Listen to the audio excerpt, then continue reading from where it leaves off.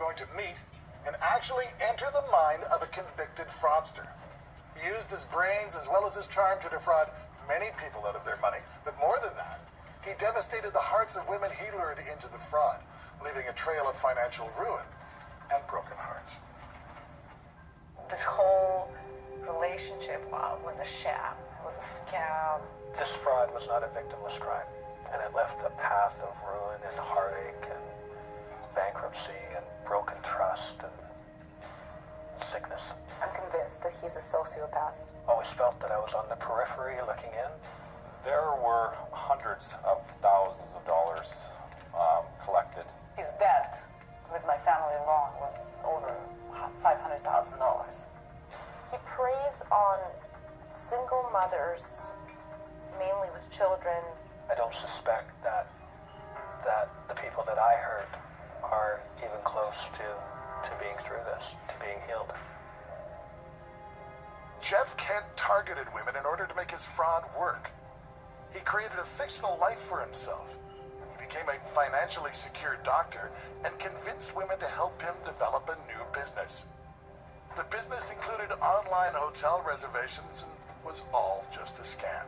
Kent used the business to steal people's credit card information and left the women holding the bag. I met Jeff. I was in a restaurant with my friend for dinner. After dinner, we moved to the bar, and Jeff was at the bar. He mentioned he was a doctor, but at the moment, he wasn't practicing. I really didn't think that it was going to ever go on beyond that meeting, and I was really quite grandiose in the story that I told her. I told her I was a doctor. There was this business at the same time he was doing. I told her that I had this travel business that I was focusing on at the time, and I wasn't practicing. She believed me. She trusted me.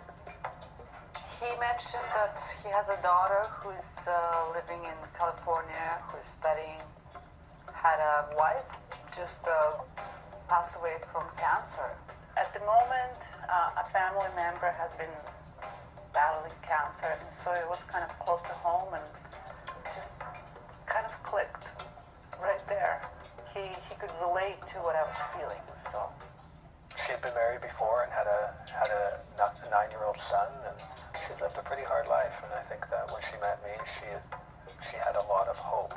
At the end of the night, we exchanged phone numbers, and just like any other single people meet, at the restaurant, at the bar, at the movie. Just a normal scenario. He phoned me the next day, asked me out for lunch. Kent now had one of his future victims.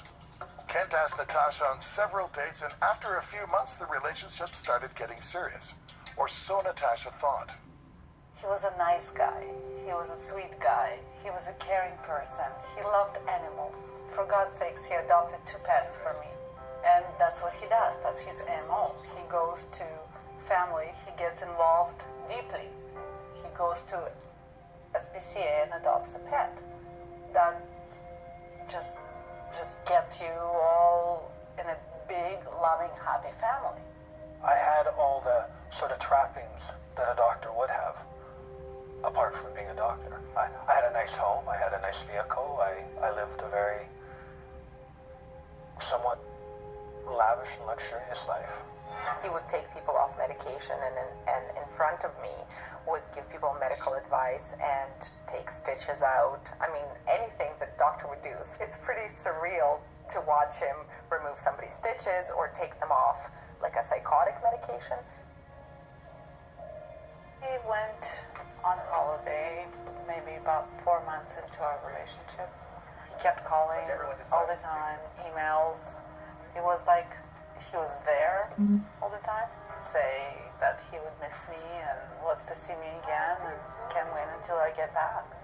When I got back, he literally proposed to me that night. I felt like he was the one. Just a great, nice guy, worthy to be a part of my life. Kent and Natasha were married, and soon after, Kent convinced Natasha and her sister to invest in his online hotel reservation business.